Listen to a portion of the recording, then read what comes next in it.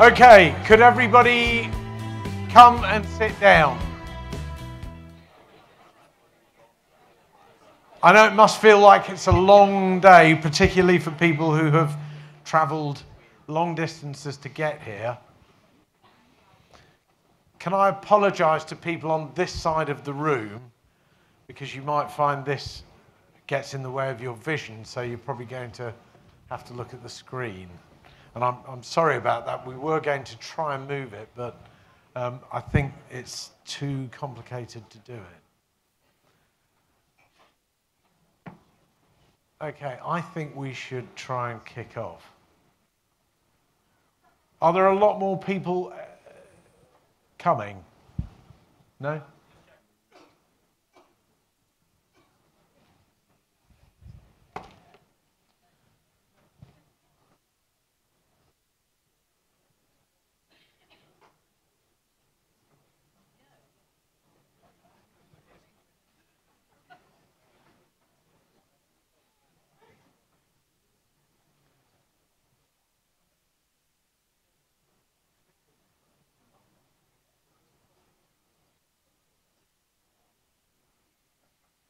Okay, I think we should try and kick off.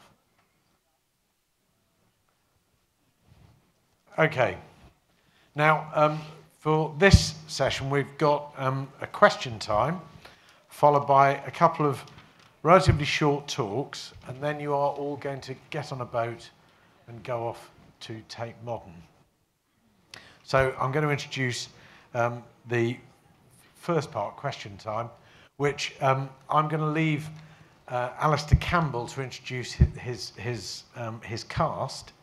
For those of you who don't know, Alistair Campbell is a writer, a broadcaster, and probably best known for the fact that he used to be Tony Blair's press lead and communications expert. But there are three things that you may or you may not know, you probably could have guessed about Alistair. One is that he has quite a strong dislike for three key things that he's got a dislike for. The first one, you would have guessed, Tory governments. The second one, I think you probably could have guessed, Brexit.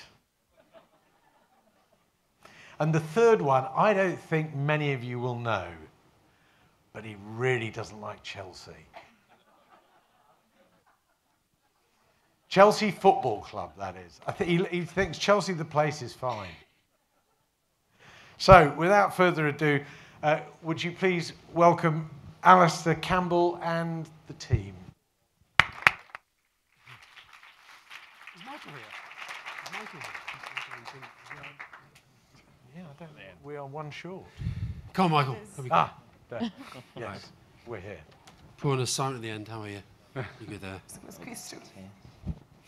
Right, okay. I'm very, very, very, very pleased and very grateful to the British government, which is, you've just heard from Tim, I'm not a massive fan of, that they've allowed me to take the stage here. And actually, I just bumped into Jeremy Hunt, the former Health Secretary, now the Foreign Secretary, on the way over. And he's asked me to announce, on behalf of the government, on this government platform, Brexit is actually not going to happen. So we should all be very, very, very pleased about that. We're going to have a people's vote. And it's going to go back to you all, and it's not going to be happening. So that's great. That's good news, isn't it? It's good news. Thanks. Right, now, let's just go... We'll go down the panel. We'll start with Michael. Michael, just introduce yourself and say what you do. I love this thing. You're the Chief Executive Officer of the Users and Survivors of Psychiatry in Kenya. Yeah. That's a pretty negative mindset, isn't it, about psychiatry? Users and survivors of psychiatry. So tell us what that means. Thank you very much. And it's really an honor and a pleasure to be here. I'll start reflecting on where the organization started and why we call ourselves Users and Survivors of Psychiatry in Kenya. And probably because the organization was started a long time ago by an older generation of people, not young as me. Of course, I'm not very young. And sometimes trying to change the name of an organization is a little bit difficult. But why we chose the name users is because there's some people, it's a question of identity. So there's some people who are very comfortable with accessing the mental health system, which is okay. And there are others who wanted to identify themselves as people who have gone through the system and they are on their journey to recovery. So that's basically was, the whole reasoning beside taking the name Users and Survivors of Psychiatry in Kenya. And we are basically an organization which advocates for the human rights of persons with mental health problems, or more specifically, persons with psychosocial disabilities in Kenya. Yeah. Okay. Purna Bell, I won't blow her trumpet too loudly, but I did a No, please don't let me stop you. Okay, all right. I did a radio program recently where you were asked to pick your 6 favourite books, and one of them was written by Purna. Thank you. So tell us about that book, because it sort of explains really why you're here and why you get active in this. Yeah, so I am here for 2 reasons, really. So it's bittersweet. So I'm here because like some people in the room, I've lost someone.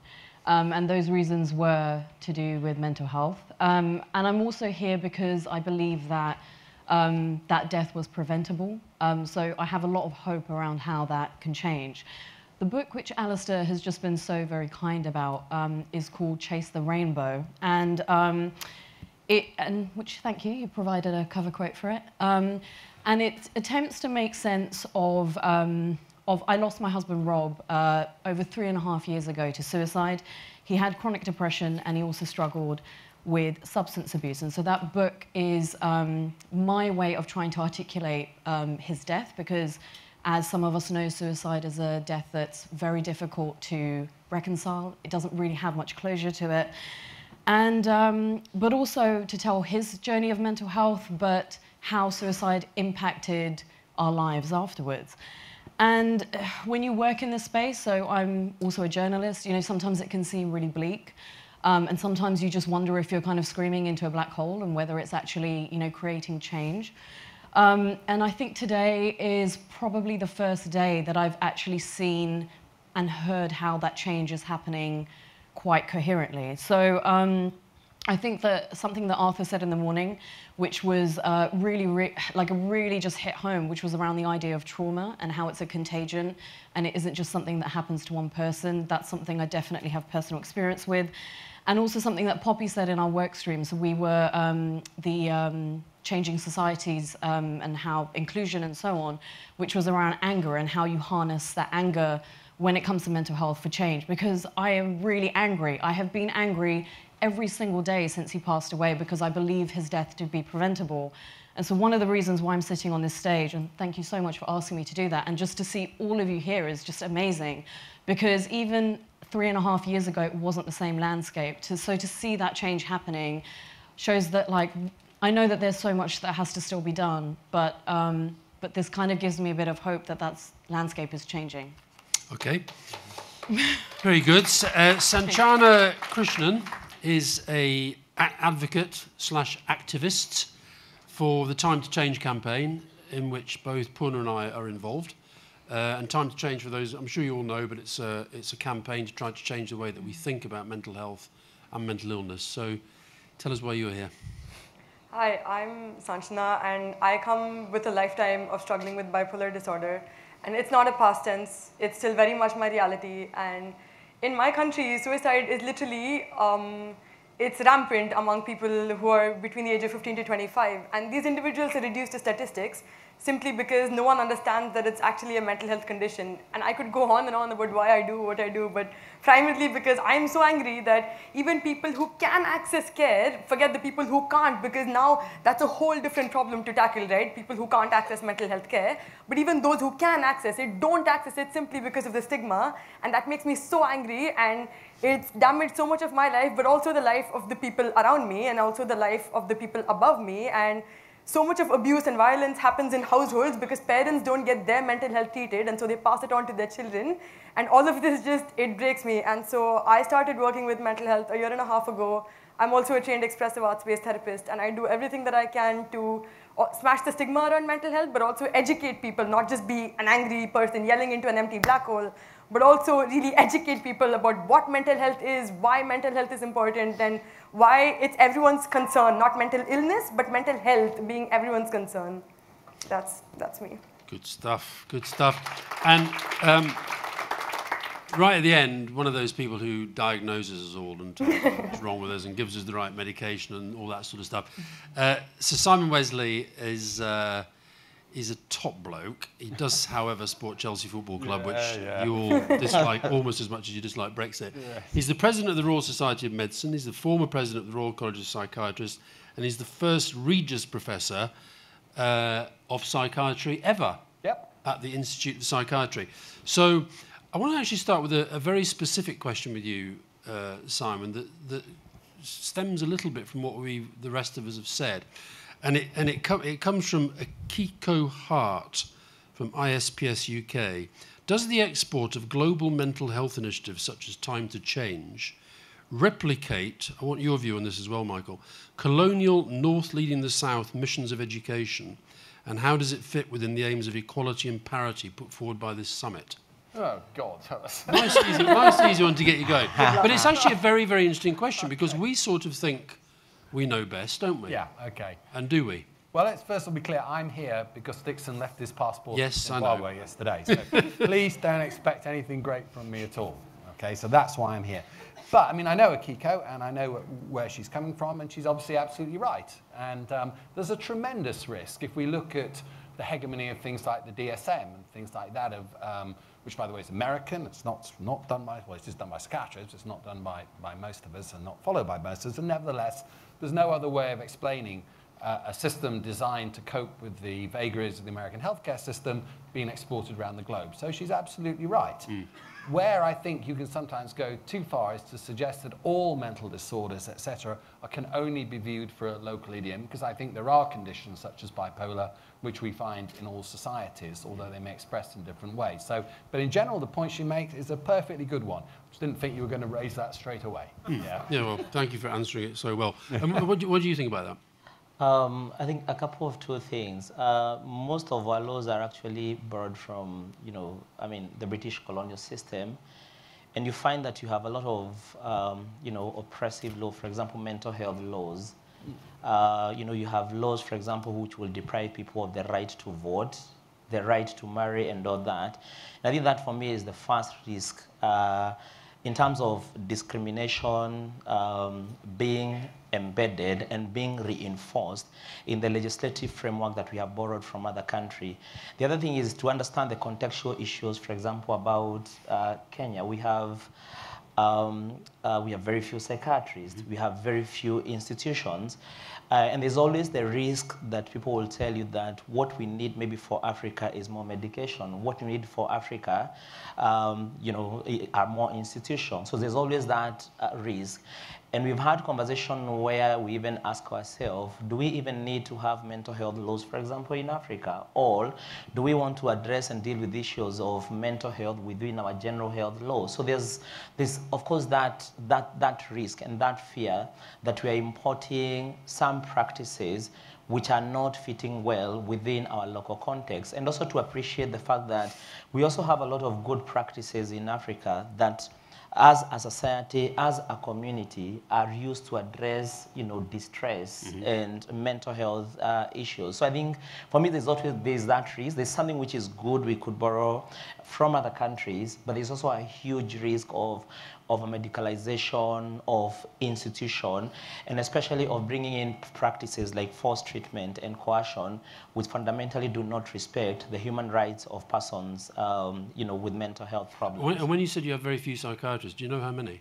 I think there have to be around 90 for the whole country, and most of them are actually working at universities or in the urban areas.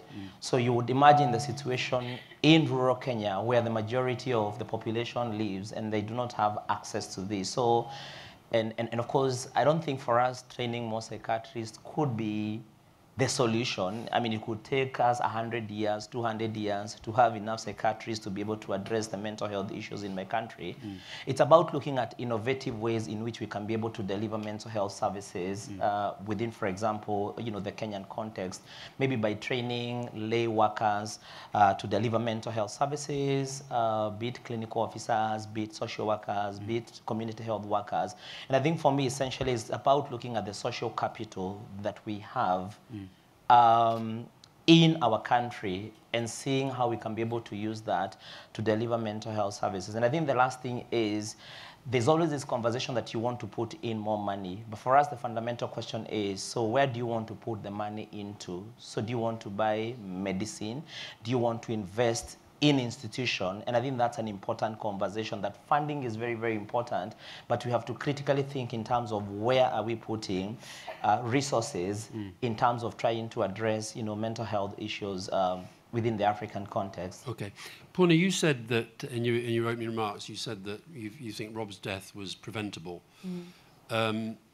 What specifically along the journey of his and your life did you see where you felt there were things that the mental health system, mental health services, where they should have done more, where they could have done more, and how he might have been able to interact with them better? Well, I think with him, I mean, I know he had... So I know that, for example, in suicide, that about 75% of suicide is actually mental distress versus necessarily you've got a chronic mental illness.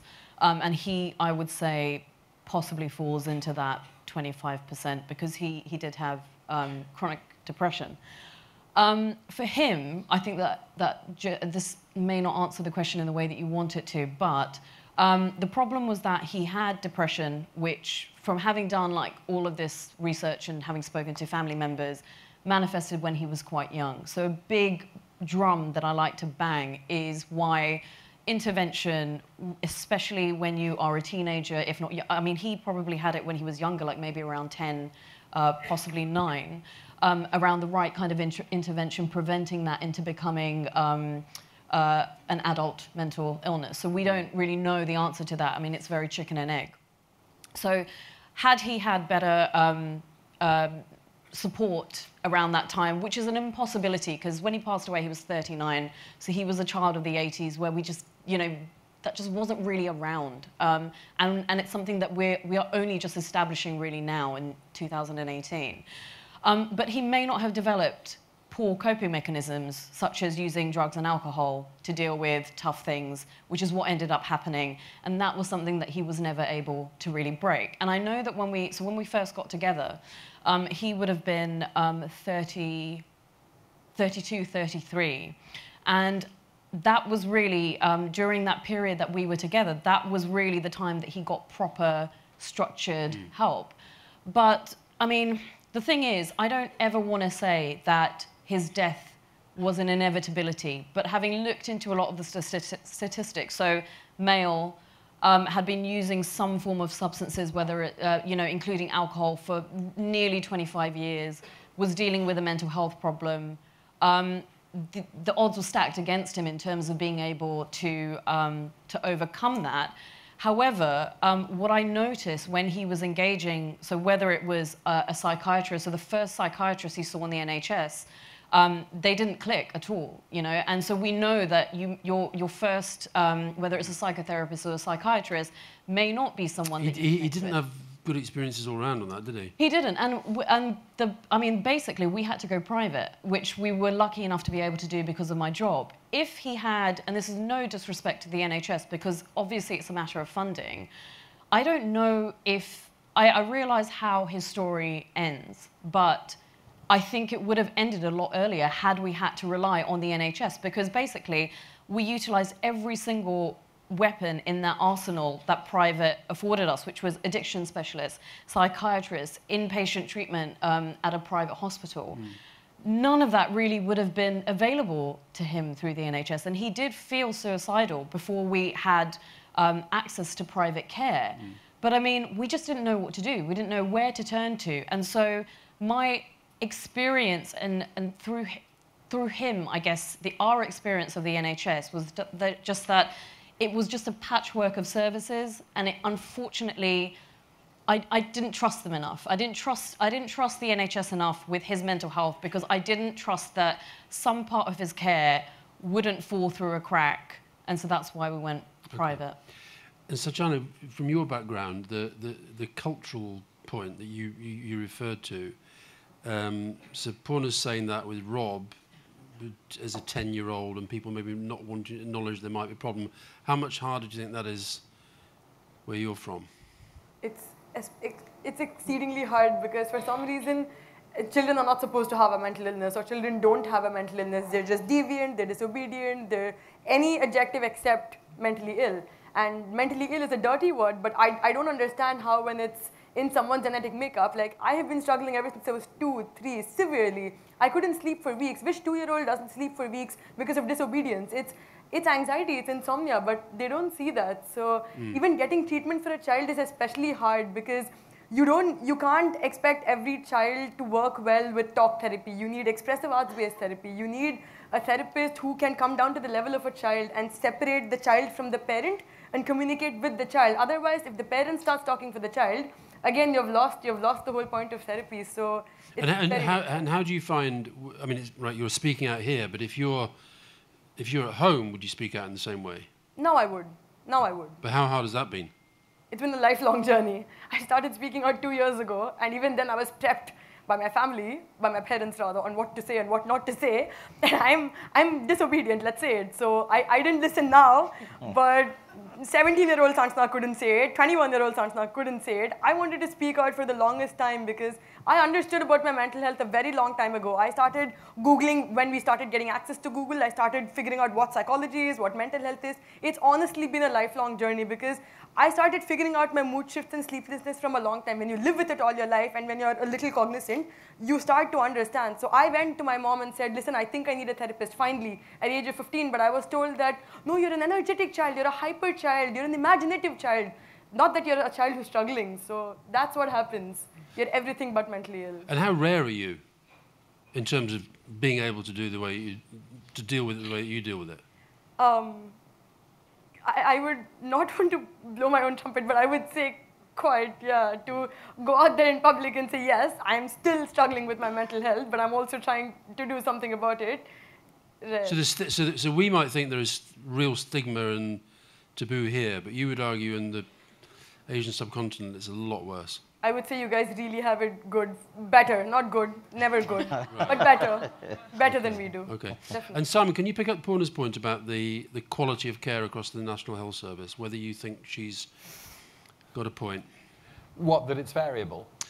Yeah, that it's very, very variable and that maybe it's going backwards. Well, I think it's two. First of all, I think your best bit of journalism ever, when you described your brother Donald after his death, by the way, if anyone hasn't read it, you should read it. It's an absolutely beautiful essay about the reality of mental illness, unsentimental, and a memoir of a real person. And you expressed that you actually said, which is very nice, you said he had some great care. There were some great doctors, and then you also said he had some awful care from some awful people. And I think that's the reality, that happens. Second, because of political changes, the so-called health reforms, we've got much more fragmented, and it's even harder to maintain uniform standards, although we do our best on that. And third, I think it's a complicated question, has it got worse? Because the government will say there's been more investment overall in mental illness and mental health, and that's a statement, that's true. But a lot of it has gone into some of the easier areas, common mental disorders, which is fine. But what has suffered, without any shadow of doubt, has been what I think is the first duty, which is to care for those with the most severe illnesses that we have. And if you go around the piece, again, there are some fantastic places, but there's a lot of other places that are in trouble and are suffering. It's a bit, someone used the analogy, it's a bit like a souffle, that if you push the souffle bigger and bigger, eventually the center is the bit that starts to crack, and I think that's what we're seeing at the moment. It's harder for some people with severe mental illness now to find, I'm reviewing the Mental Health Act at the moment, nearly all of what we need to do is nothing to do with the Mental Health Act. We need more alternatives to detention and compulsion, more crisis teams, we need more housing schemes, all of these things, all of which have gone backwards. Right. So that's quite a big statement, though, because and the other thing I want to ask you is whether you think the openness and the stripping away of the stigma and the taboo, which is I've always felt is a good and necessary thing, and we've all believed in trying to do that.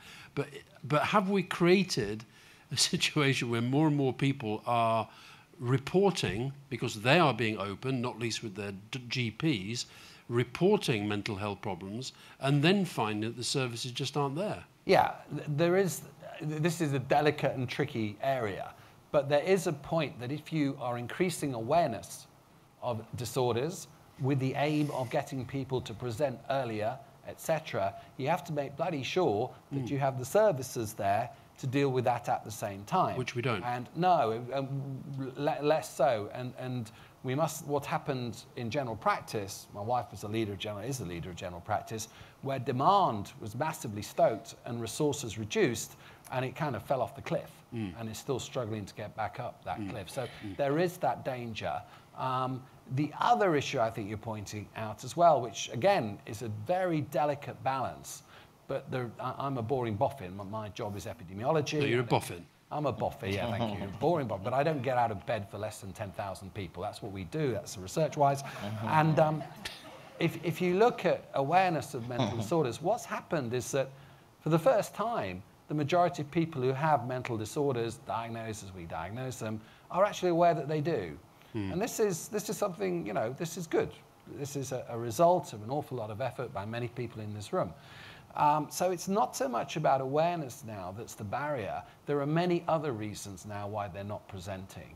And I still think stigma, and one is stigma, but actually the other bit, which we forget about, a lot of people say, this is something I should be able to deal with myself. And of course, sometimes they're correct. Yeah. But sometimes maybe that's not such a good idea. Okay.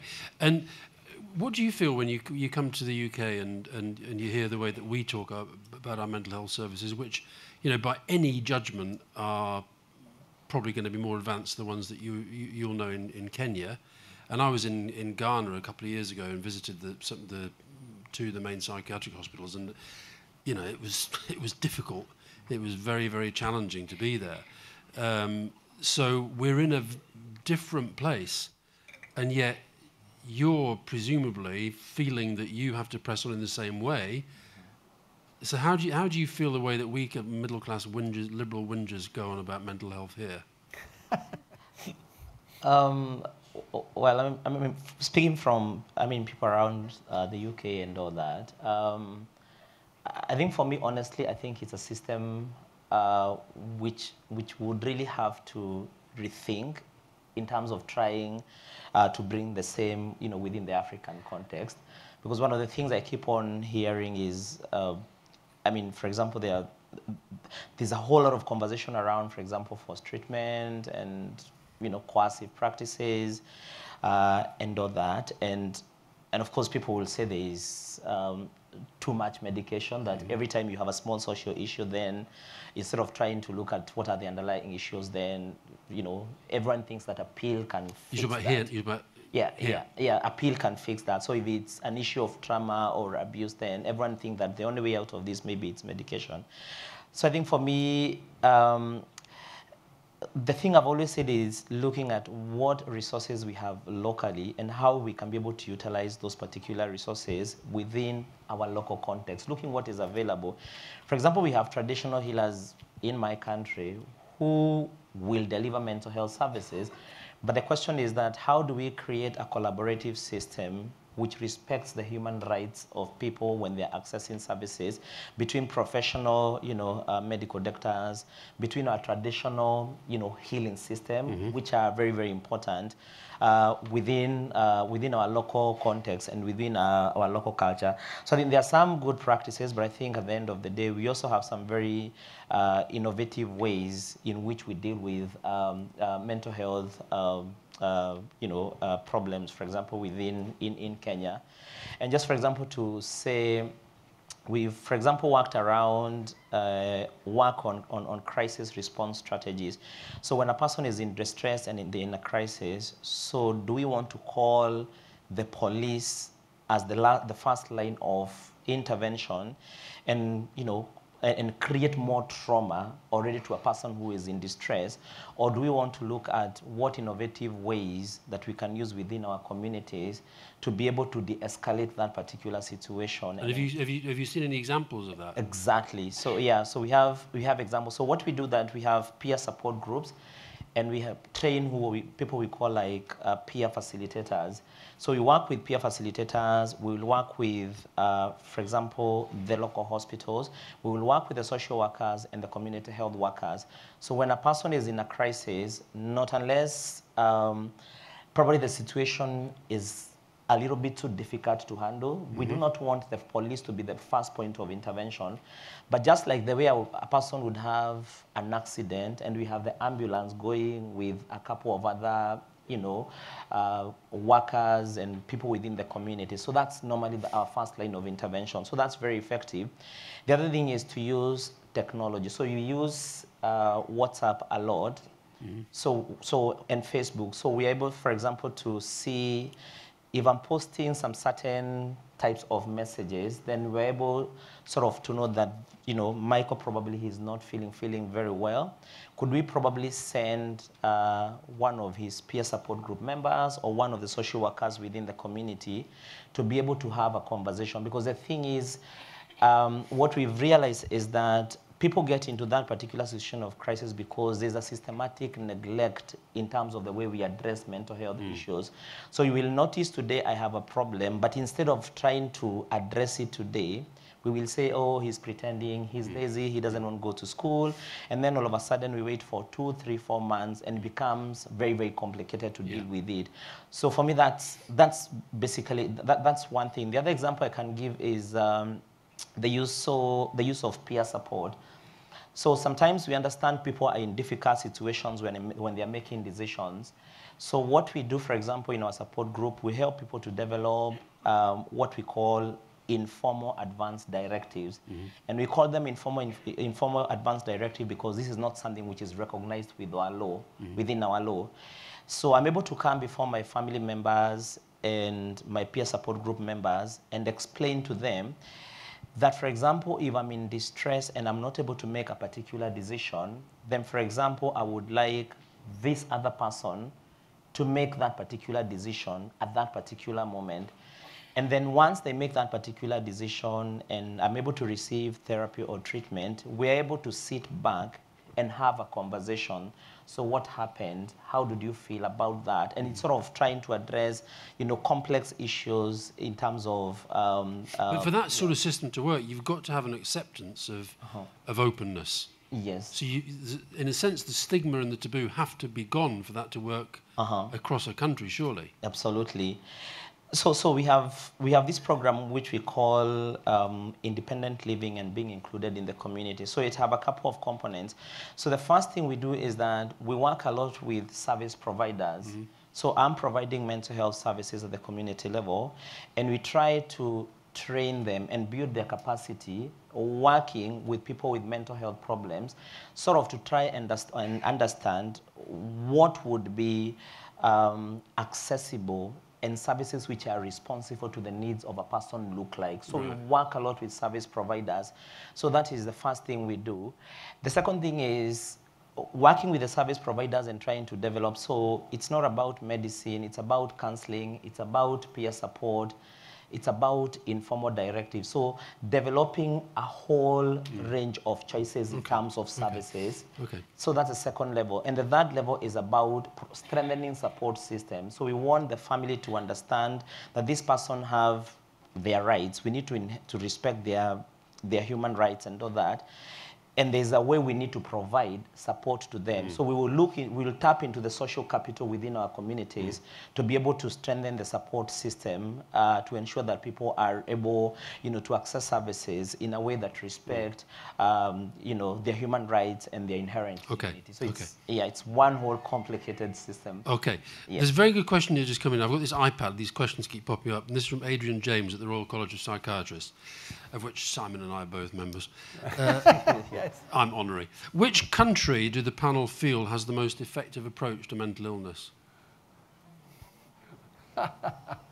A better question would be, does any country have an effective approach to Well, mental that might be. But does anybody? Well, I mean, okay. I mean, I think we are, in a global context, I think we are pretty good in this country. I have to be frank. Yeah. I'm quite proud of a lot of what we do. But I must say, when I go to Scandi countries, I'm more impressed by them, not least the quality of the architecture is so much better, which it is. So I probably would look to the Scandi countries as one of the most effective. Also, although it's not quite as amazing as some people say, nevertheless, when I've been in Italy and in places like Trieste and some of the things going on there, I think what you often find actually is that the smaller the place, the better they are. Scotland, I think, I'm afraid, does it better than we do. Why are you afraid about that? Well, because you're Scottish. And you're going to bully me because I'm a Chelsea fan. But I think it's easier to be quite radical and progressive the smaller the place. Yeah. I do think that's the case. You mentioned, I have a son who was recovering alcoholic, and he was in this place in Scotland, a rehab place, and it was private and it was very, very expensive, and it was kept going by the Dutch government, who send all their toughest heroin addicts to this place, and they're paid for by the government to go to this place in Scotland, and they stay there till they're fixed.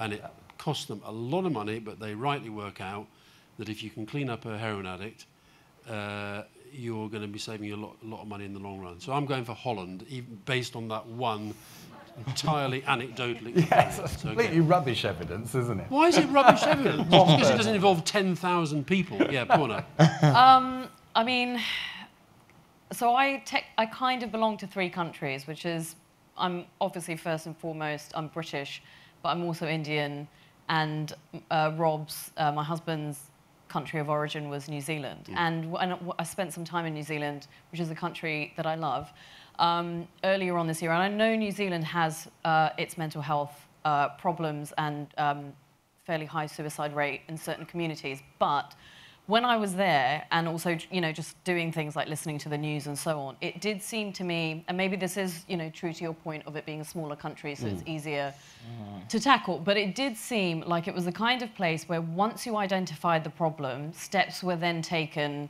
to address it. And in India, for example, which I feel I can say because I am Indian, in India, having also spent a lot of time there and having spent a period of my childhood there, that conversation isn't really coherently even happening. So I guess if you compare what we're doing here in Britain, okay, it's not a perfect system. And yes, the NHS needs support and it needs funding. But we are, all of us have worked and are working towards creating this conversation and a more kind of benign atmosphere around mental health. And then at the same time, we're trying to work out what we can do in terms of primary and secondary care. So that conversation is happening. I just don't think I think in the UK or in England specifically, we kind of know what the problems are, but there just seem to be other forces at play that seem to be tinkering around with it. Whereas New Zealand is a smaller country, so it's easier just to cut through a lot of the tape and just say, this is the problem, so we're going to work towards that and fix it. So my the answer is to have smaller countries, isn't it? The answer is we need to completely rethink our borders and just chop countries up into the size of New Zealand, and then it will be fixed. Right, and Scotland. We are rethinking our borders, but in the wrong way at the moment. Yeah, exactly. Is there anybody out in the audience who can be from anywhere in the world, but who can actually tell us where they, from a different perspective, who thinks that another country does this very, very well? Or do we all think we're all crap? Yeah. Oh, Bhutan with their gross national happiness. They're actually looking at it from a central government. Yeah, just speak, it'll be fine. Central government perspective that everything actually has to do with your happiness and your sense of well-being and a sense of connected community, and therefore. Has anybody here actually been to Bhutan? Because I've written about gross national happiness, but as like most of the things I write about, apart from Brexit, I write from a position of total ignorance, never having been there. Right, somebody over there said they had been to Bhutan. Is that a realistic way that we start to think about, yeah, over there, that we start to think about the world, that we stop thinking about the economy being the thing that we should be focusing on, gross domestic product, and we start to think about gross national happiness. Is that realistic?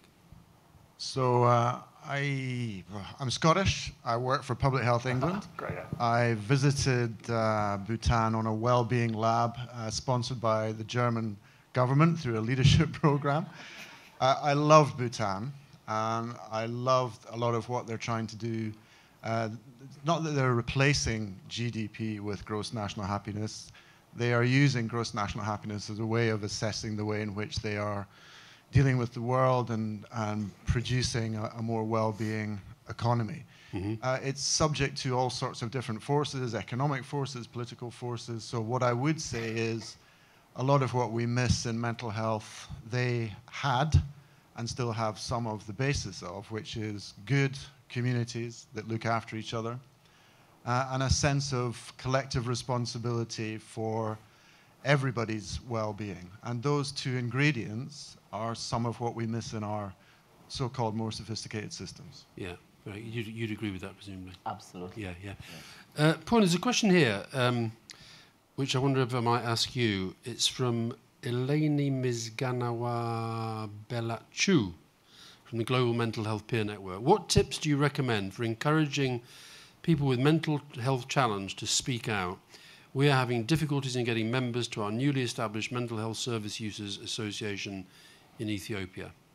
So we all do it, but how do we encourage others, and how do you encourage others to do it? I mean... You too. Yeah. Me? Yeah, Paul and then... So I feel as if I slightly feel like a fraudster, because when I do a lot of my talking, I'm often talking about Rob's mental health rather than my own. And it should, I guess it gives an idea of the level of stigma that we deal with, in that despite someone who works in the mental health space and knows and speaks about, for example, the importance of men being able to talk about such things and stigma of mental health and so on, I still find it very difficult to talk about my own mental health. However, what I have what I have noticed and what I've tried to do and what I've had people say to me is the importance of role models when it comes to this particular sphere. So the idea is that when you have someone who is, let's say, high profile, so that, I mean, it sounds cheesy, but like when you have someone that people look up to, whether that's working in the sporting world or a celebrity or whatever it is, maybe not a celebrity from like Love Island, but like someone who actually you look up to and who does a skill, right?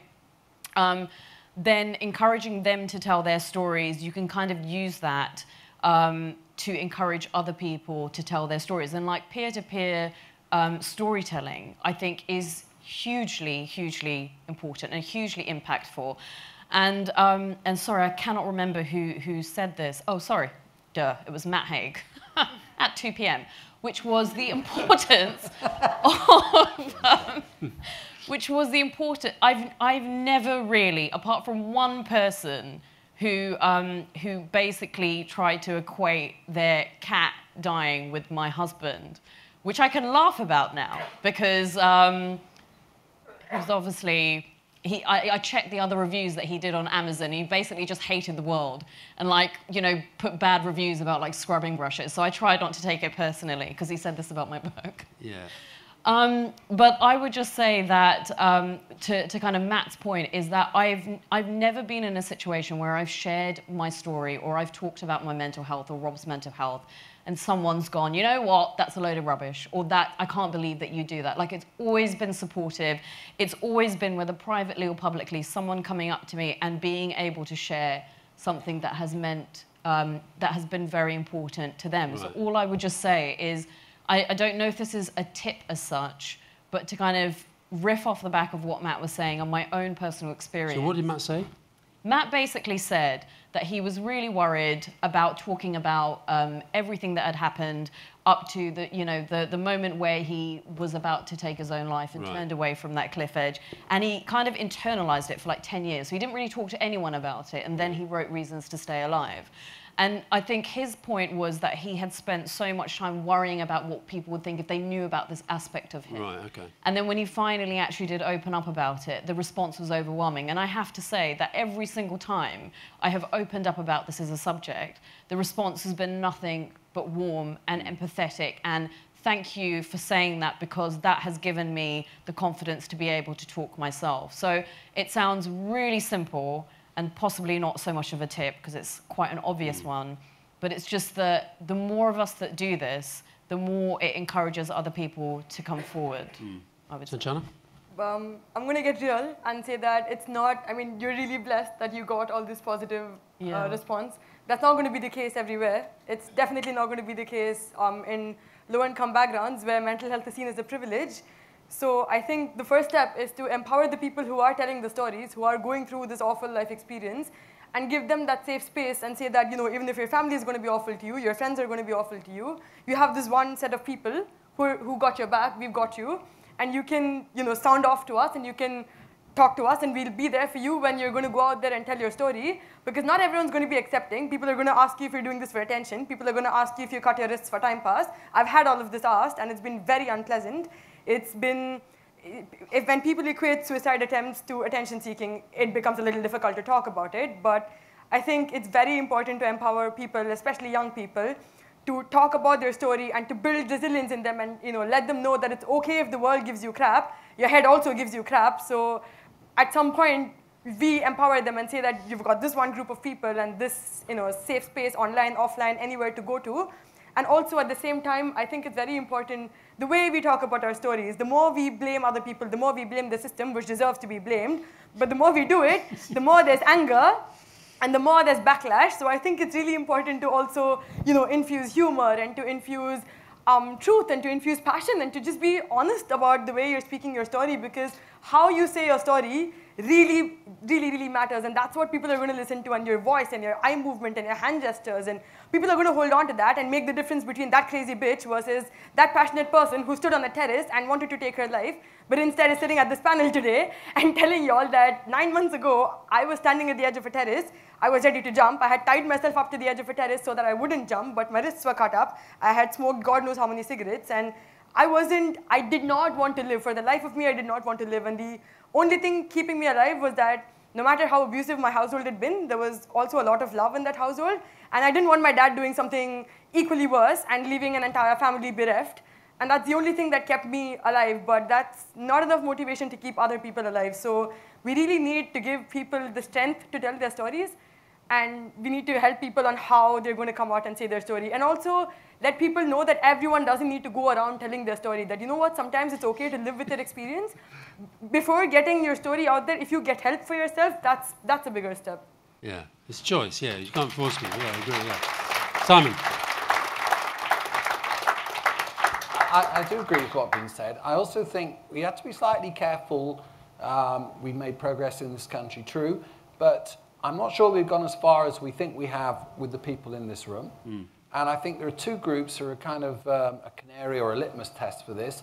The two groups of people who are the worst and the most reluctant and the most scared to talk about mental health. One is doctors. My wife runs a huge service to mentally ill doctors, and my God, the trouble there and the security they need to protect their identity is huge. But there's one group that's even worse. And we do the occupational health for the House of Parliament, my hospital does.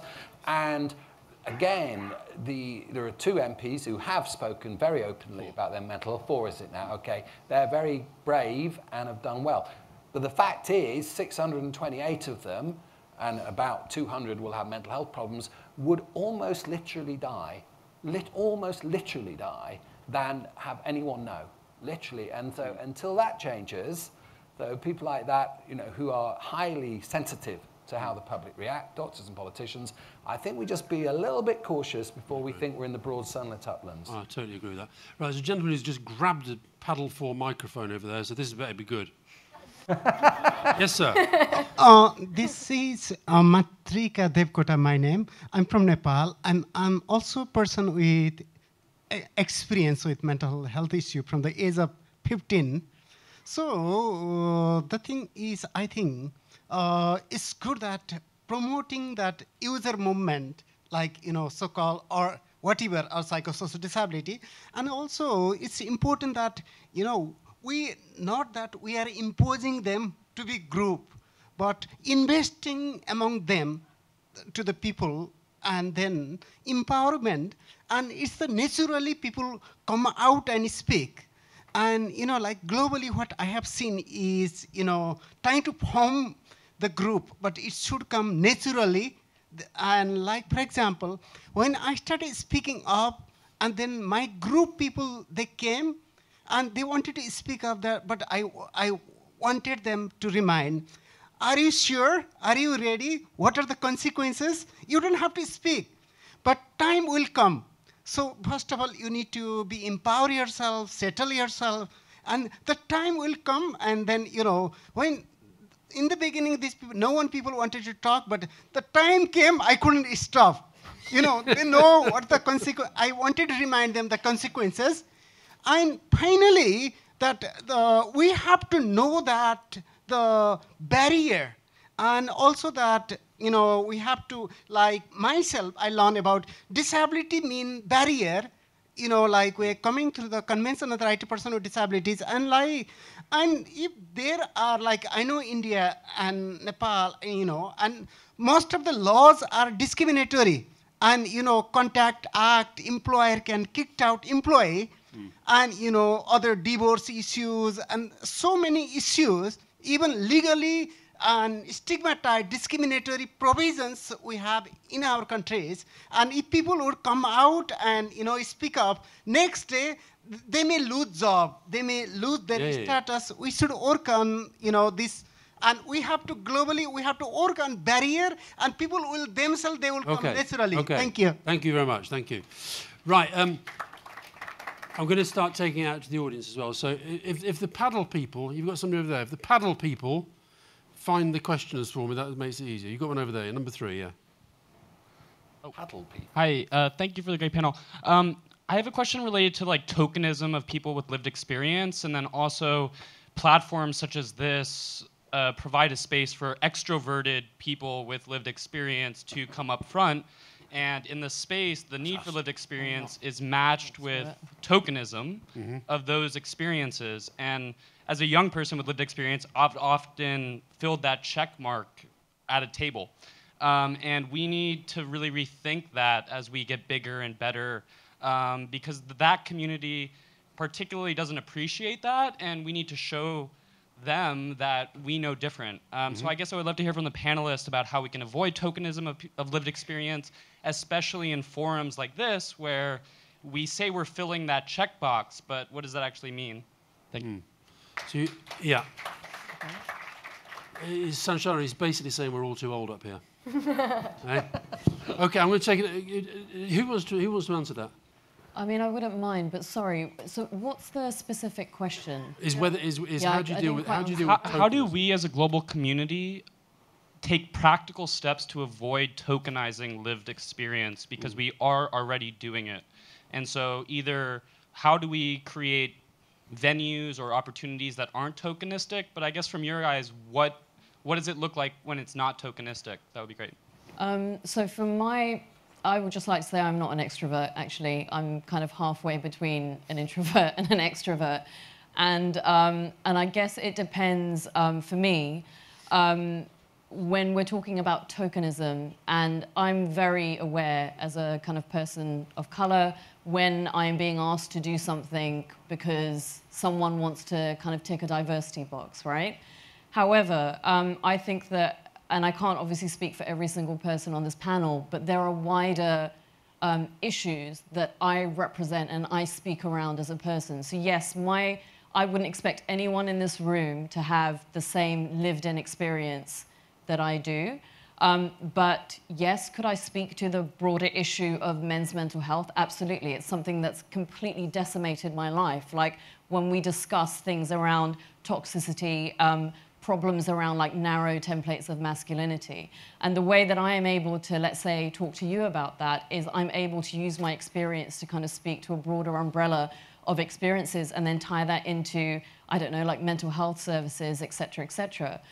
if I was in the audience and I was listening to someone speak, what I am expecting or what I would like from the panel are takeaways that I can apply to like my personal life. So what have I learned today that has allowed me to go about my way in the world, that allows me to relate to the men and women in my life on a more personal level or a more compassionate or empathetic level. And I guess on a professional basis, you know, have I learned something new? Like, let's say I don't come from a clinical background, but have I learned something new that helps me in terms of statistics or understanding, let's say, how my government is addressing mental health, whether that's in the workplace or society? So sorry, I don't know if that... Okay, Simon. I think the answer to the question is you have to look at the product afterwards. So we're running review of the Mental Health Act. We've had a huge engagement with service users, lived experience, and there are several in this room. And why can I be reasonably confident that it's not a tokenistic one is because I would say virtually everything that we're going to be recommending, which I now know, has been changed because of the input of service users. And that's how I think the answer is. You judge the product, not the process, you look at the product. Okay, I'm going to go to number 4, panel number 4. I'll probably cry before I get to my question, but my name's Stephen Lewis. I'm a Time to Change Wales mental health champion. I've just kind of going on what this gentleman was saying. If being a token means men don't kill themselves, then I'll be a token. Sorry, because I believe in what I do. Thanks, man. I believe in what I do as a champion. I believe that going out and speaking to people about my own experiences, my attempts at suicides, and everything else is valid, and it saves lives. I know that for a fact because I've spoke to young people who've come up to me at the end and said that they cut themselves and they harm themselves and they haven't told anyone else. So I believe what we do is massively important. I'd also like to say, we're all talking about when you get to see doctors and things like that. In my community, I live in Swansea in Wales. You don't get to see a doctor. You go to the receptionist, and she says to you, "Is it an emergency? I was going to kill myself," and the receptionist asked me, "Is it an emergency?" And I had to think about this for a minute because what defines an emergency? The fact that she asked me kept me alive because I was so angry at her that I couldn't kill myself until I'd spoke to someone about it.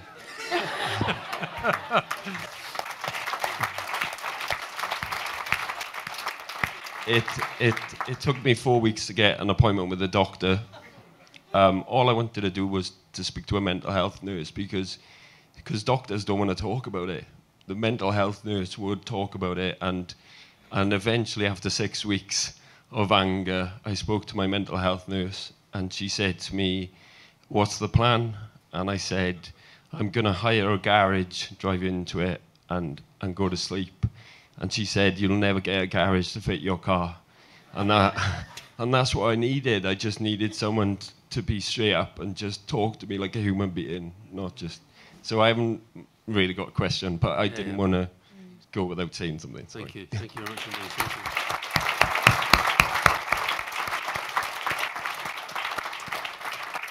you. I've got to say, this idea that kind of everybody's talking about it, and it's great that the royal family are out on this, it is, but I'll tell you what, there's still very, very, very few people that you can get to talk on panels like this. If I do one more panel with Ruby Wax and Frank Bruno and Stephen Fry, you know, so all I'm saying is put yourself forward, and then we can have much less tokenism. Yeah. Paddle number 4. I like this paddle system. Yeah.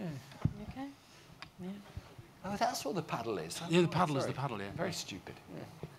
Hi, just in the context of India, I'm trying to understand what sort of systemic hope feels like if every aspect of, you know, whether it's stigma or access, awareness, service infrastructure, mainstreaming, job security, if all of that is either broken or underserved, then what is it, you know, and we did talk about the fact that we shouldn't go ahead and create stigma campaigns, anti-stigma campaigns, if there aren't enough services to back it up. Then when in a population of 1 billion people, which has a third of the world's depressed, alcoholic, suicidal cases, where do we make a start? So my experience comes from my mother's schizophrenia from the time that I was 5 years old. And essentially, she went through, and I live in New Delhi, an urban center. She went through 25 years of undiagnosed schizophrenia, found her, got her into treatment. She's now stable and fully integrated into the family. But the question is, if that is the story of an urban, educated Indian, then what's the story for the rest? And what is the statement of hope there? Michael, do you want to take that? And then you, so Charlie, do you want to say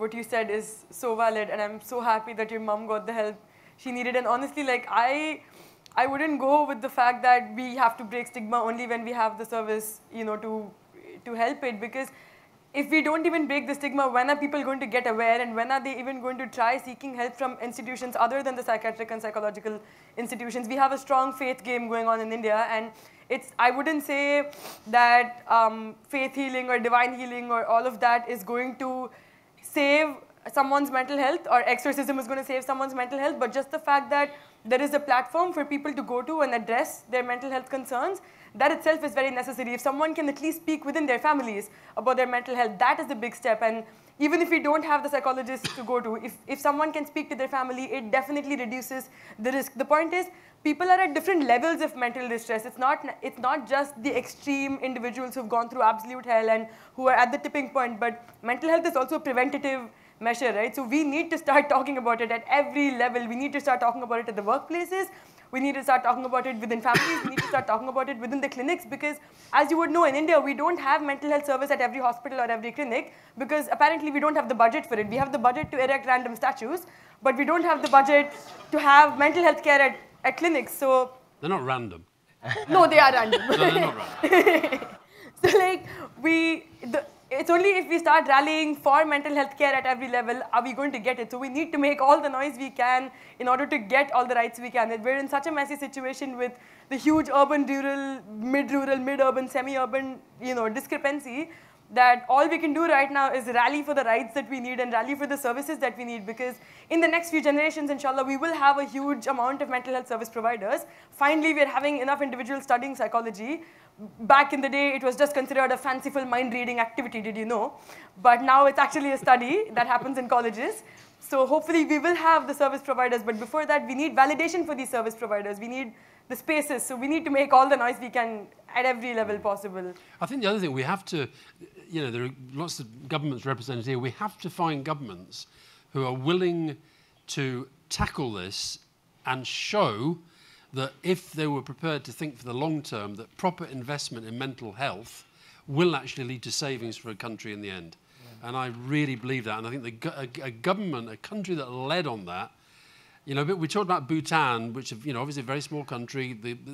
At least they've got a kind of a profile on that I think does actually show leadership. And I think if one of the major economies of the world actually started to change the lens on this, and the lens through which we look at this, and look at the savings that can be made in terms of, criminal justice and the prison system, and the long-term savings that are to be made by investing in young people's mental health, and showed that over time we're going to save money, then I think we actually might make a bit of progress. Yes. Paddle two.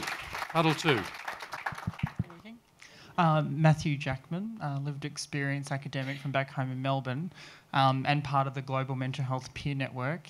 My question is around the elephant in the room, which is around service provision and peer support, particularly in the United Kingdom, which doesn't seem to exist on a systematic level. And speaking of which, I think in Australia we do that quite well, along with Canada and the United States. But in regards to tokenism, I guess my question is around what steps do governments need to take around ensuring that there's lived experience, representation and roles at all levels of service provision and government to ensure that humanistic and humanitarian perspectives within mental health are part of the interdisciplinary perspective. And you think Australia does that well?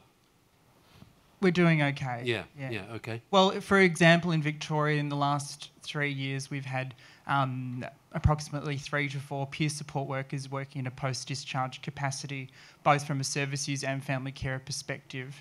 That's been proven so successful that my present research is looking at how we can fund a peer support model in emergency departments for mental health patients. Cool. Okay. Who wants to pick that up? Yeah. I think for me the whole issue of what I call representation and full and effective participation and inclusion is very, very important.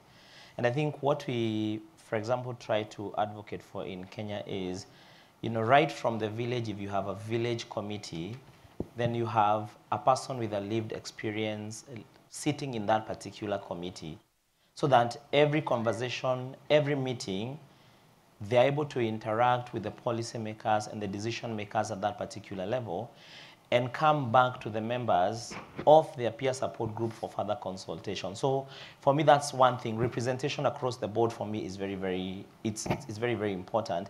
And I think it's not only representation on the issue of policy-making bodies, because the other thing I've always said is about budget. Very few people with lived experiences would want to sit in a budget committee and discuss about money. And of course, if you're not having conversation about money, it doesn't matter how good a policy you have, then you won't have the relevant financial resources to be able to implement that. So my principle is always borrowed from the Convention on the Rights of Persons with Disabilities, which talk about full and effective participation and inclusion.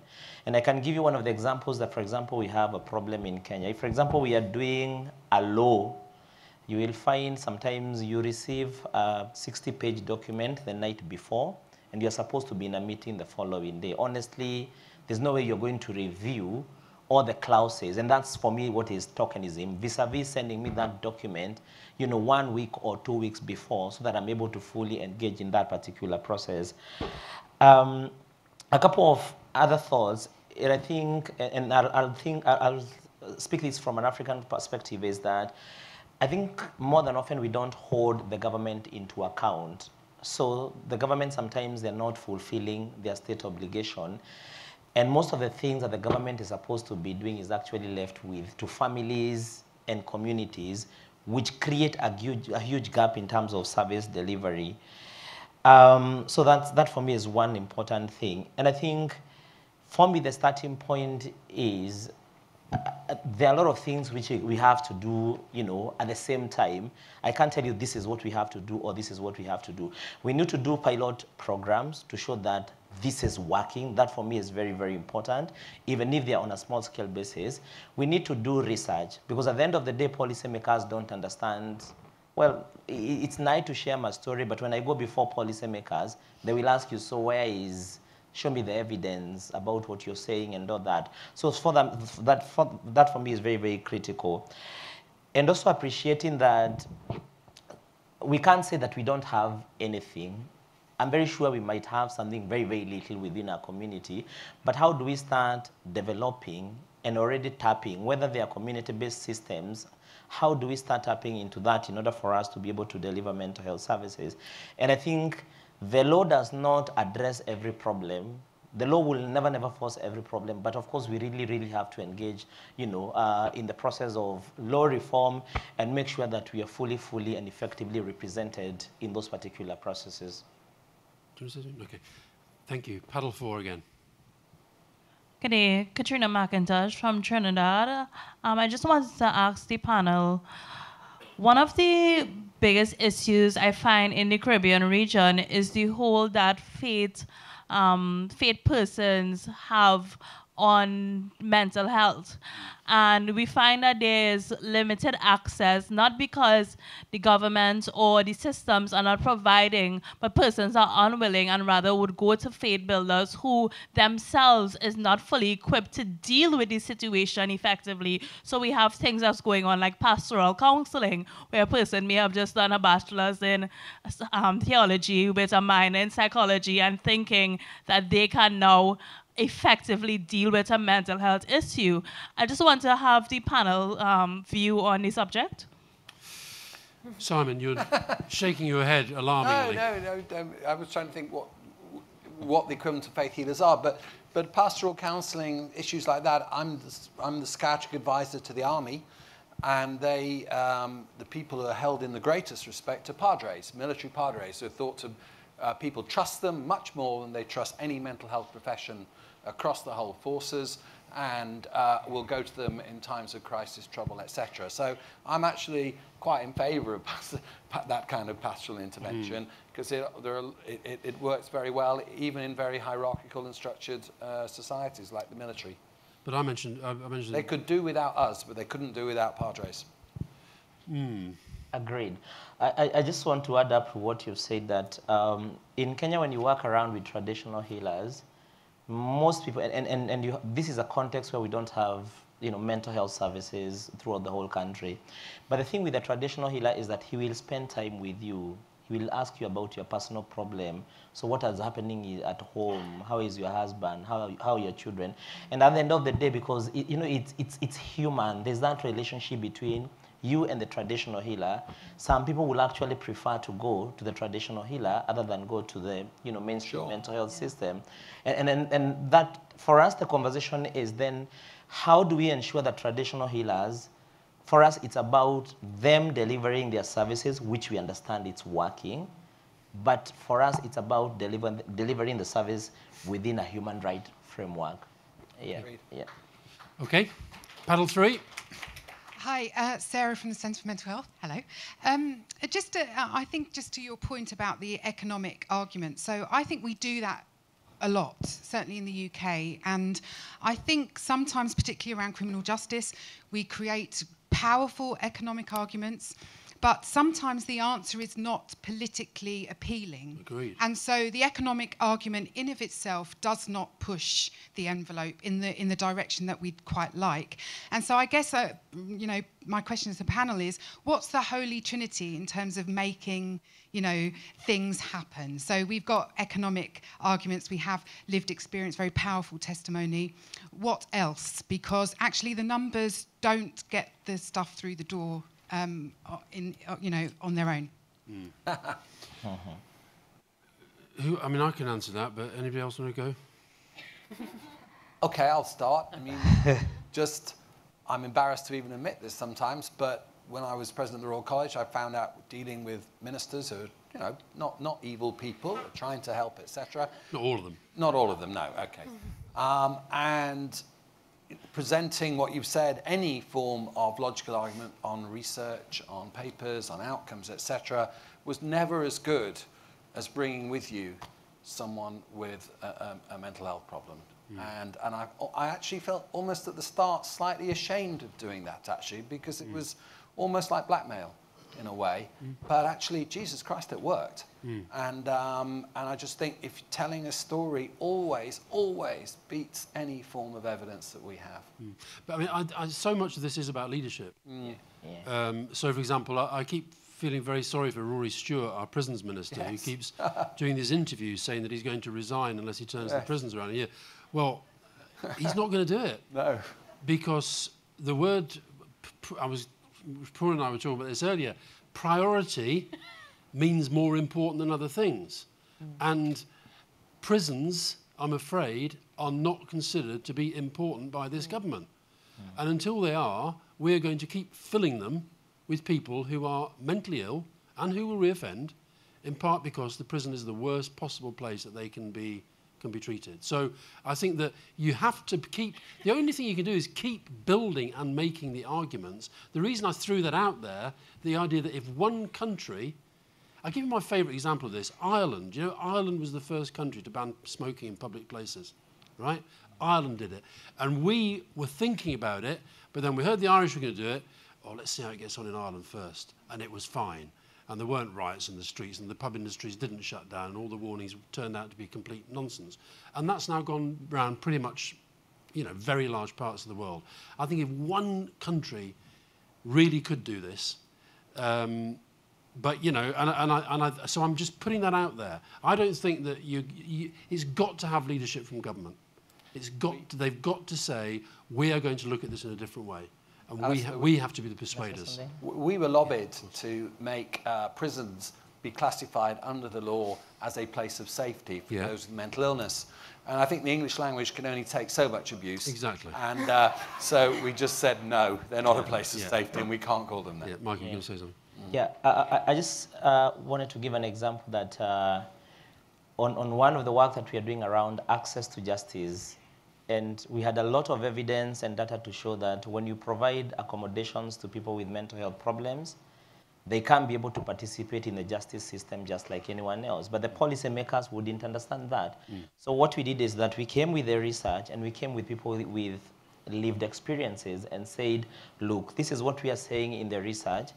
So it was a case of sexual abuse, and the lady couldn't express herself properly, and we are trying to explain to them, look, we already have evidence to show that if you give her some accommodation, she can be able to do that.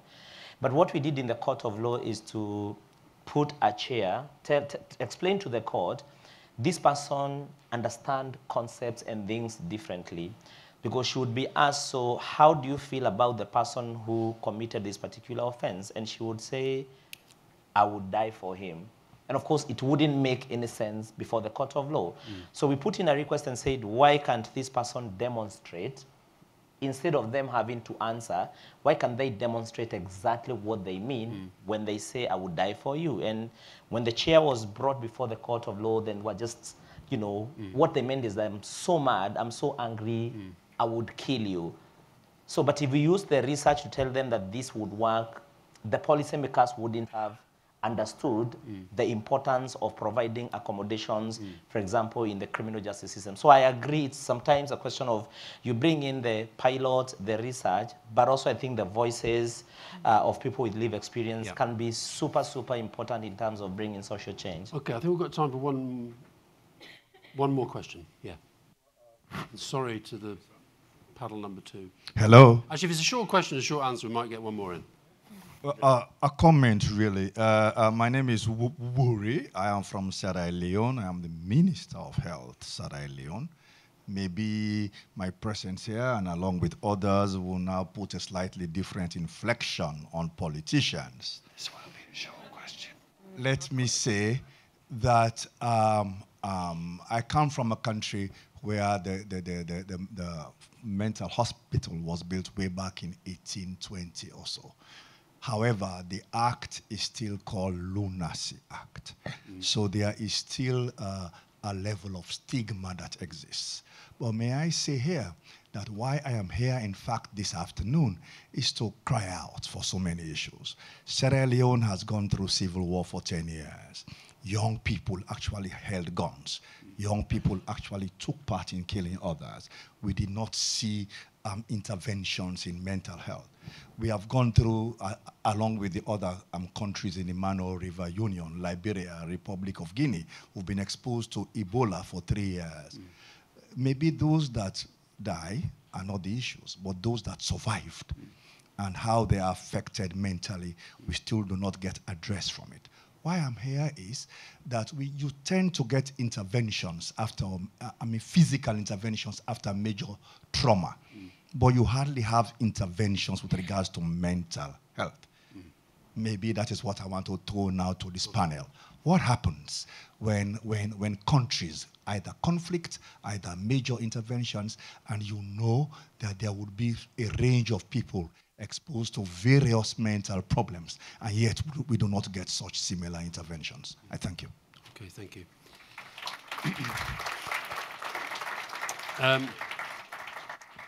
Presumably you can change the Lunacy Act. Yeah. Yep. Yeah, you can do that. So what should we call it? Well, after 4 months in that post, I can make a promise here that we are indeed going to work on that act, and we are now calling the hospital psychiatric hospital rather than mental hospital. Thank you. Good. Lovely. Now listen, we're running out of time, so I want to actually steal an idea from when Purna and I were just sitting on the friendship bench through there, where we were given this question, right? So in the couple of minutes we've got left, I want to go from Simon down here, and very briefly, I want you to finish this sentence. I would like to see a world where... Oh, bloody hell, Alistair. And you can't say where Chelsea win the Champions League because it's not going to happen, right? I would like, on mental health, I would like to see a world where we have proper protection, safeguards and respect for people's choice and dignity with severe mental illness. Okay. Sanjana? I could speak a whole essay, but in essence... No, you got a sentence. That's not fair. Where every individual has the right to speak up about their mental health and seek the help that they deserve, that they believe that they need, not a help that is shoved down their throats, but help that they believe they need. Okay, Puana? I'm going to reuse my answer because no one else here has heard it, but, and rejig it because you corrected the linguistics of what I said. I did a bit, yeah. She misused the word priority, but yeah, carry on. Hey, I would like to see a world where mental health has parity with physical health when it comes to compassion, when it comes to recovery, when it comes to research. And that's it. Yeah, that's good, yeah. Michael? I think I would want to see an inclusive society that appreciates mental health as part of human diversity and enjoy persons with mental health problems to participate in the society on an equal basis with others. Very good, very good.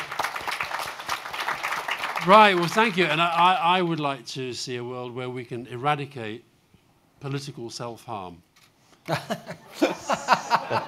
Like Brexit. Anyway, listen, thank you very much for inviting me. Thank you to all of the panel. Thank you for your questions, and I hope you have a great evening at the Tate. Thank you. Thank you very much.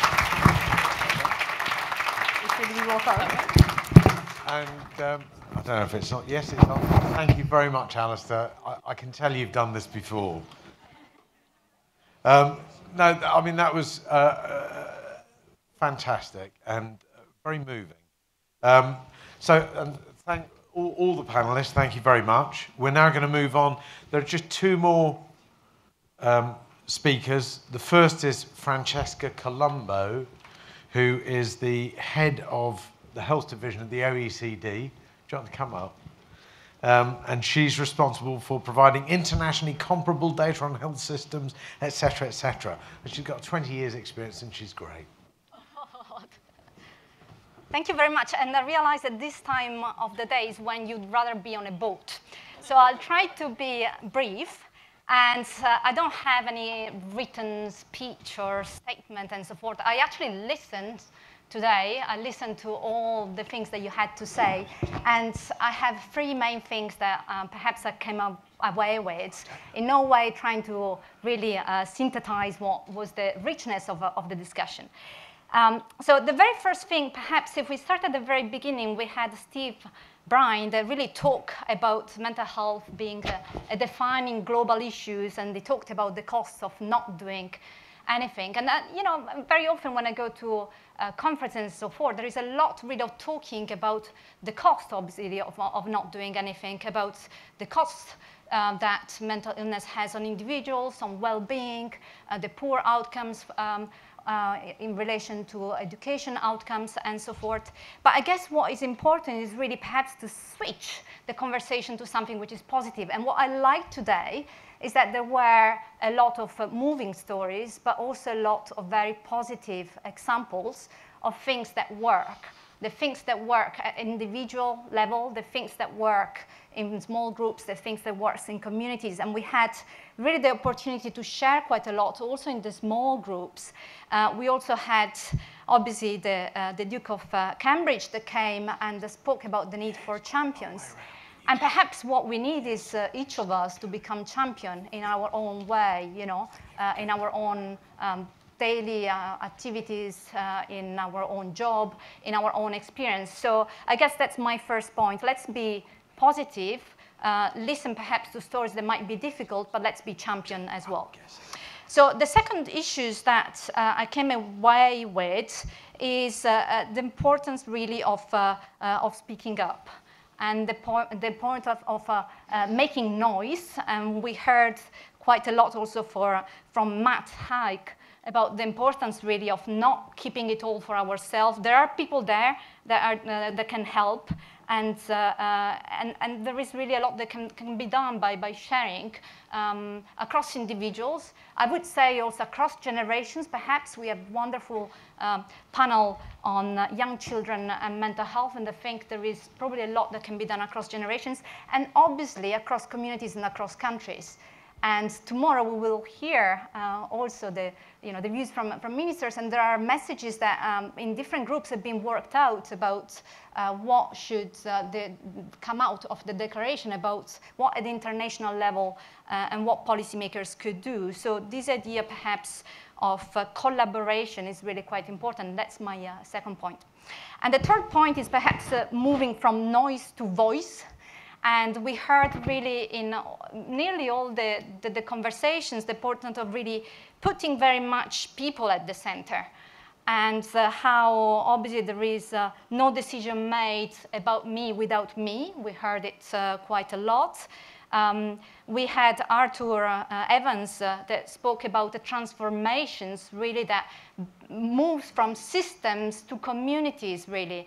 And I guess that's my third point, the importance of having perhaps to break down what we have in terms of health systems, of education systems, perhaps in a broader sense of societies, to really rethink it differently and put much more prominently the individual at the center, which has obvious implications. I'm hoping tomorrow it will be really discussed with ministers about the way really we structure services, the way also we measure success, from services. So yes, we talk about GDP, and we just heard perhaps we need to talk about global national happiness, but perhaps really to measure much better how, all the work that is done in our health systems and our societies really is delivering.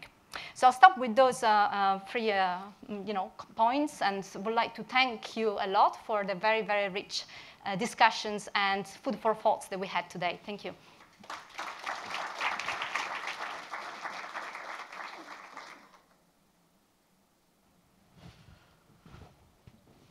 Okay. Now, one last talk before you all get on a boat and go down to Tate Modern. It's been a long day. Everyone's worked very, very hard. And I promise you that there's a bit more left for us to do to collect everything together and to take it to the breakfast tomorrow morning, which I will do. So that just leaves me to introduce Richard Curtis, who I'm sure everyone has seen 4 Weddings and a Funeral, Notting Hill and Love Actually, and probably heard about Comic Relief and so on. Well, Richard has been the instrumental person in all of those ventures. So, Richard, would you like to come up? Thank you.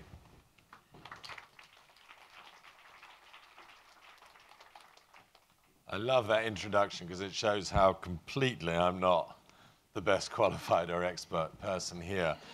And in fact, I want to tell you about something that happened to me a few years ago. I was invited, which is relevant, it will eventually be relevant. I was invited to make a speech at the opening of my college at Oxford, who just opened a theatre. And I had very particular opinions about university, which is I thought that on the whole the teaching had been very poor indeed, and the education not up to scratch whatsoever, and certainly not worth the money that was paid for it. But I thought that university had been an amazing place, both sort of in terms of social growth and friendship and learning about the things that you cared about. And so I was looking forward to making a popular speech, because I'd heard from a friend of mine who was there that the opening of the theatre that had completely sold out in terms of all the tickets had been taken by students. So I arrived at the event and went to the house of the dean of the college I was at. And it was full of, there were about 200 university professors there. And I said, who are all these people? And he said, well, these are the people who are coming to your speech. And it turned out that there'd only been 5 places made available for students. And the other 200 people were the dons and professors, and my entire speech was saying how useless dons and professors were. So I literally had to drop everything I was about to say and just assume that, as it were, I could talk to a bunch of people for 40 minutes, not saying anything that I'd planned. And I feel somewhat in the same position now. Because listening to all of you and the amazing panel and the amazing questions from the floor makes me realize what a remarkable and extraordinary group have been gathered here today. And so I'm not really going to say what I was going to say, which I think might be a level, as it were, below what you know and understand. What I'd really like to do is encourage you all in the astonishing work that you do and in this particular and historic moment. I mean, my basic observation, not as an expert, is of the incredible numbers involved in this issue and how extraordinary it is. If you'd asked me 10 years ago, what's your relationship with mental health, I would only have spoken about my sister, who took her life after 30 years of astonishingly difficult mental battles. And, you know, I know that 3,000 days of her life were harder than any single day of mine. And I always say to my kids that for all the people they meet who are very glamorous, that she was definitely the most impressive and brave person that I've ever met. And I would have spoken about that, but I now realize how astonishingly widespread it is as more and more of my friends in the public arena. This week alone, Gary Barlow has spoken of his depression, and Claire Foy, and Alistair speaks of it often, and Keira Knightley. And then I think, well, wait a minute, my daughter herself has spoken a lot about her mental health issues and has been in real trouble and suicidal, and she's very, very open about it. And I suddenly realized, wow, this is completely part of all my friendship group, totally of my community, and totally of my family. So there's a huge change of frame of mind that is happening in terms, and if it happens to someone like me, it is beginning to happen. And all of you are clearly passionate and impressive and extraordinary advocates for it. So all I would really like to say is that there is a moment here to be grasped. And from the outside, I feel it. And I know that you've all been working very hard, many of you, on these issues for many years. But I remember a friend of mine in advertising once saying that it's the moment when you're totally bored of your advertising campaign is the first moment the public notice it. And you're at the middle of, or the end of, or in the thick of an extraordinary journey here. But I do genuinely believe, and the fact that this is the first government occasion on these kind of issues show how close to the beginning you are, but the fact that 60 governments are represented here shows what an extraordinary moment it is. And so I would say to all of you, all I would just say is to thank you for those things that you do, and thank you for your witness.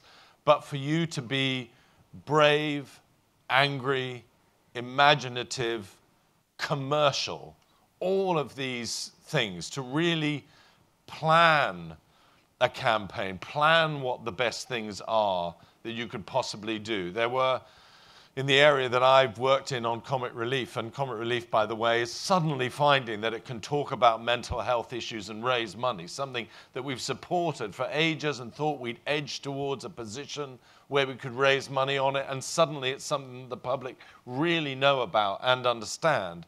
So I would just say that it's really important that you try and think of, talk together, and think of big and bold initiatives. I was going to say in my area, there's the Global Fund, and there's Gavi, these amazing pulling togethers of governments, pulling together of philanthropists and extra money on issues of physical health. And I think that you have to find those on issues of mental health, someplace where you can actually specify where the money's going to go, where the need is going to be, where it's going to be very, very clear, whether it's in terms of the amount of services or the type of services or the most successful services.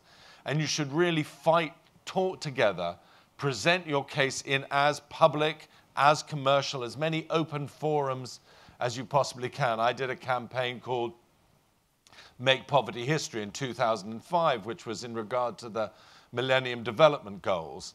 And what we did is we took something called Our Common Interest, which is a 400-page document of incredibly complicated analysis of what needed to be done in the fight against extreme poverty. And we reduced it to Make Poverty History, Debt, Trade, Aid, and a white band. And I think that it's really important that as you're talking, you also try to employ, hire, synthesize the things that you do to make them things that can be spread around passionately to governments, but also through this amazing and effective weapon of social media, where you find so many issues of sort of shame and so many issues that young people are finding they now can talk about. It's a real opportunity to do amazing things. So I would just like to thank you for those things that you do, ask you to work together, to be as bold and as angry as you possibly can, because you know when you ask for unreasonable things that in fact they're not unreasonable, they're actually under what you should be asking for. That actually what governments would say, how could you demand that? In fact, it's 5 times as much that you need, and it's 5 times as much attention. So be bold, be brave, be commercial, be noisy as you possibly can, talk together. I think Alistair made a brilliant point about find those people who are on your side and then really work those people to use political momentum in their governments and in their countries. So, you know, on behalf of all, you know, those people in my family and my life who are just finding their way to understanding that there should have been services for them, that they should have been understood, that there is more that could be done, I thank you enormously, congratulate you all, congratulate the organizers here and all the speakers, and hope that this will be an extraordinary generational change so that people who talk about human understanding and human justice will say, oh my God, that 10 years, the years from 2020 to 2030 was when this issue suddenly became completely and passionately understood as one in which we are all involved, not them and us, but all of us. And you guys are amazing pioneers, and congratulations and good luck. Thank you.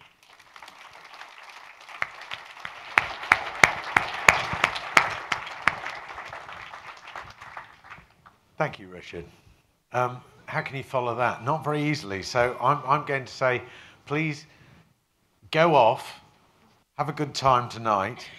For those ministers who do not know quite what they're doing about breakfast tomorrow, they're meant to get in touch with Georgina and Catherine. And could they say or speak to Peter? So any ministers who don't know what they're doing for breakfast tomorrow, speak to Peter, okay? Otherwise, listen, I'd like to thank everyone today, all the speakers, you know, from Arthur onwards, all our guests, but most of all, I'd like to thank all of you for having put such huge effort, basically three hours of hard graft, and I am now going to go and look at the product of your labours. So thank you very much.